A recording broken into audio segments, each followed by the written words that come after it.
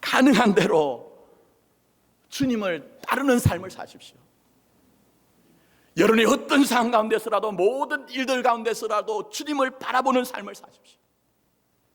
아침에 눈을 뜰 때에 주님을 생각하시고, 하루하루 사는 동안 때로는 분주하고 바쁠지라도 잠시라도 시간을 내어서 주님을 묵상하십시오. 더구나 우리가 큰 일을, 문제를 만났을 때 빨리 우리가 내 생각과 내 판단대로 기울어져서 그쪽으로 달려가지 마시고, 우리 주님이 과연 무엇을 원하실까? 예수님이라면 과연 무엇을 우리에게 생각하시고 판단하시고 결정하실까? 그거 생각하시고 주님의 뜻을 구하고 주님을 따라가는 제자된 여러분이 되기를 원하는 것입니다.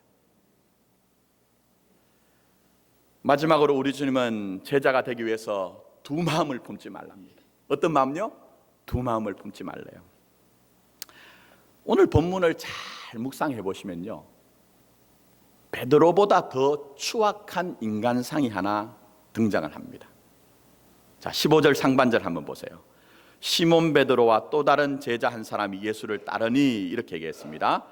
그러니까 대제사장의 집에 끌려간 예수님을 베드로만 따른 것이 아니라 또 다른 제자 한 명, 이름 없는 제자가 예수님을 그렇게 쫓아갔던 것 같아요. 그런데 본문을 보시면 놀랍게도 이런 증언을 하고 있습니다. 자, 15절 하반절에서 16절까지입니다. 이 제자는 대제사장과 어떤 사람이라고요? 아는 사람이라 예수와 함께 대제사장의 집들에 들어가고, 베드로는 어디에 있죠? 문 밖에 서 있는지라. 그러니까 이 이름 없는 제자가 평소에 대제사장과 아는 사람, 어느 정도로 잘 아느냐? 베드로는 대제사장의 집 앞에서 문 밖에 있어야 되고, 이 사람은 어느 누구도 제지하지 않고 당당하게 이 집에 들어갈 수 있는 그 정도의 사람, 대제사장과 관계가 깊다는 것이죠. 자, 그 다음에 한번 봅니다. 그것만이 아닙니다. 더 놀라운 것을 이제 증거를 하는데 16절 말씀 보십시오. 대제사장을 아는 그 다른 제자가 나가서 문 지키는 여자에게 말하여 누구를 데리고 들어오죠? 베드로를 데리고 들어오니, 이 대제사장의 저택이라고 하면 그 당시에 이스라엘의 최고의 실권자의 집입니다. 그러니까 아무나 들어갔다가 나왔다가 할 수가 없어요. 출입이 쉬운 게 아닙니다. 용이한 게 아닙니다. 자, 그런데 이 대제사장의 집 안으로 먼저 들어갔던 이 제자가 다시 나와서 이 여종에게 얘기를 해서 문 밖에 기다리던 베드로를 데리고 들어가는 거예요. 그 정도로 힘이 있는 거예요. 자, 그런데 여기서 중요한 것이 있습니다. 이 순간 베드로의 얼굴을 본 여종이 뭐라고 하죠? 너도 예수의 제자가 아니냐? 예수를 따르는 자가 아니냐 얘기합니다. 오늘 이 요한 사도는 이 말씀을 통해서 이 이름 없는 제자의 사건을 간단하게 얘기하는 것이 아닙니다. 굉장히 많은 것을 내포하고 있습니다. 예수님의 그 당시에 이 십자가 사건은 시대적으로 국가적으로 최고의 스캔들이었습니다. 그 집의 하인들도 당연히 예수님을 따르는 무리들에 대한 관심을 가지고 있었습니다. 왜냐하면 정치적으로 종교적으로 반역의 집단의 무리들이었기 때문입니다. 괴수를 잡았으면 이제 그를 따르는 하수들, 무리들도 일망타진을 해야 되는 거예요. 근데 여러분, 의문이 생기지 않으세요? 이 이름 없는 제자는 그동안 예수를 따르는 제자였음에도 불구하고 대제사장과 대제사장의 하인들이 어느 누구나 의문이나 질문을 제기하지 않는다는 거예요. 비록 베드로는 지금 이 자리에서 예수님을 부인할 수밖에 없는 그 자리로 가는데도 이 베드로에 대해서는 너는 예수를 따른 자가 아니냐, 예수의 제자가 아니냐 했지만, 이 이름 없는 제자는 얼마나 대제사장과 친숙했던지, 아니 확대하자면 대제사장과 내통을 했더니 예수의 제자라는 얘기도 듣지 못하는 영적인 상태가 되었다는 거예요, 여러분. 물론 어떤 주경학자들은 이 사람을 요한이라 얘기합니다. 저는 그렇게 생각하지 않습니다. 왜냐하면 사도 요한은 자기 이름을 드러내지 않고 자기를 기록할 때 예수의 사랑하시는 제자 이렇게 표현합니다. 예수님의 제자는 12명만 있는 것이 아닙니다. 70명의 제자도 있었죠. 나중에는 다락방에 올라갔을 땐 120명의 제자도 있었죠.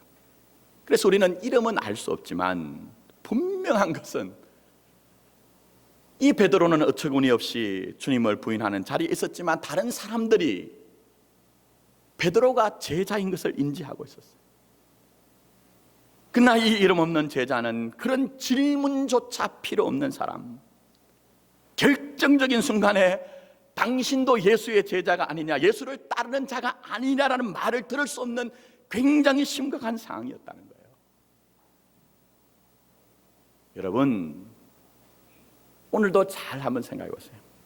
어떤 사람이 나를 향해서 너 예수님 믿는 사람 아니냐, 너 교회 다니는 사람 아니냐라고 하면 비록 내가 지금 약해 있고 때때로는 내가 죄를 범하는 자리에 있다 할지라도, 잠깐 시험에 빠진 그런 가능성이 있다 할지라도 가능성이 있는 거예요. 여러분, 그 가능성이 있는 거예요. 근데 오늘 이 본문에 나오는 이름 없는 제자처럼 하나님 나라의 반대편에 서 있는 사람들조차 전혀 어색해하지 않고 우리 편으로, 자기 편으로 생각하는 상태가 된다면 그 사람의 영적인 상태는 굉장히 심각한 것이죠. 근데 문제는 베드로가 멀리 있는 것이 아니라 내 안에 있는 것처럼 이 이름 없는 제자가 우리 안에 있다는 거예요. 이 추악한 제자의 모습이 우리 안에 있다는 거예요. 주님을 따르는 제자의 모습이면서 동시에 여기에 있는 대제사장과 친하고 더 나아가서는 대제사장과 내통하는 사람인 것처럼 때로는 우리가 교회에 와서는 주님을 진심으로 예배하고 주님을 따르는 제자처럼 보여지지만, 그리스도인인 것처럼 보여지지만, 그러나 바깥에 나가면 세상과 짝하고 내 모습 속에는 그리스도의 모습이 하나도 없는 상태, 그게 바로 우리의 모습이 아니냐, 그게 바로 우리의 영적인 실존이 아니냐 하는 거예요.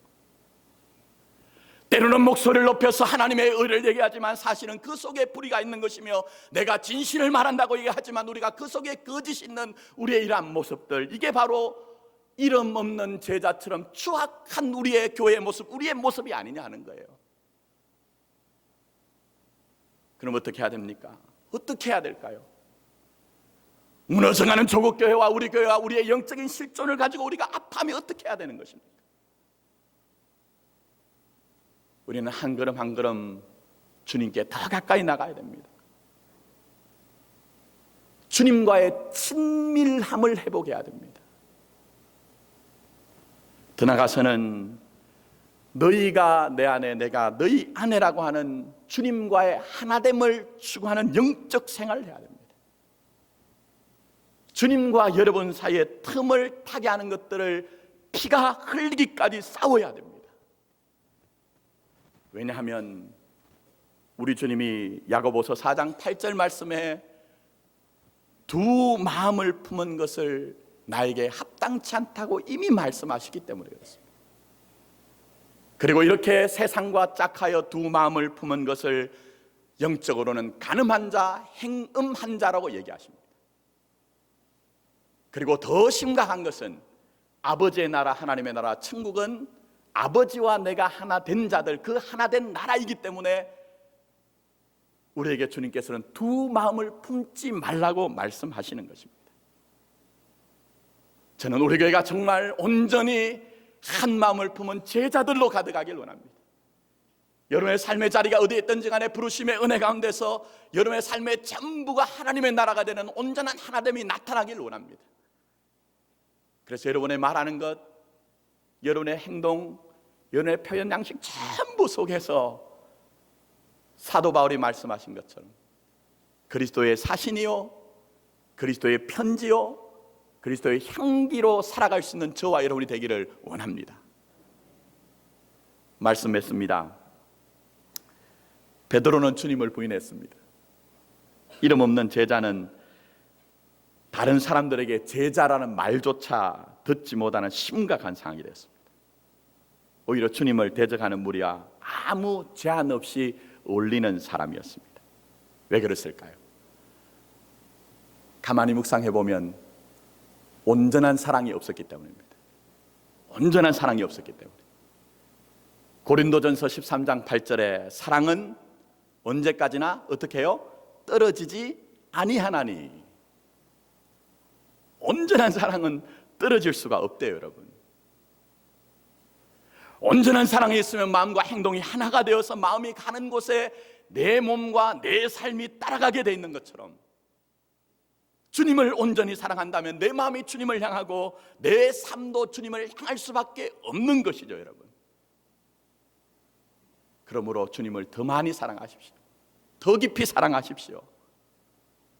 그리고 그 주님의 길을 따라가십시오. 그 주님의 길이 무엇입니까? 주님은 마태복음 16장 24절에 이렇게 우리를 향해 권고하십니다. 예수께서 제자들에게 이르시되 아무든지 나를 따라오려거든 어떻게 하라고요? 자기를 부인하고 자기 십자가를 지고 나를 쫓을 것이니라. 누구든지 자기 목숨을 구원코자 하면 잃을 것이요 누구든지 나를 위하여 제 목숨을 잃으면 찾으리라. 얼마나 귀중한 말씀입니까? 자기 십자가를 지고 자기를 부인하고 주를 따라야 주를 인정하고 주를 긍정할 수 있답니다. 끝까지 주님을 쫓아갈 수 있답니다. 그럴 때 주와 함께 고난을 당하는 자에게 주님의 영광이 있는 것이고, 주와 함께 십자가를 지는 자에게 주와 함께하는 부활의 능력을 체험하게 될 것입니다. 아무쪼록 우리 교회와 여러분들이 주님을 더 사랑하고 주님 따르라 하신 그 길을 함께 달려갈 수 있는 주님의 제자된 교회와 또 주님의 제자된 여러분 되기를 예수님의 이름으로 축복합니다. 아멘. 기도드리겠습니다.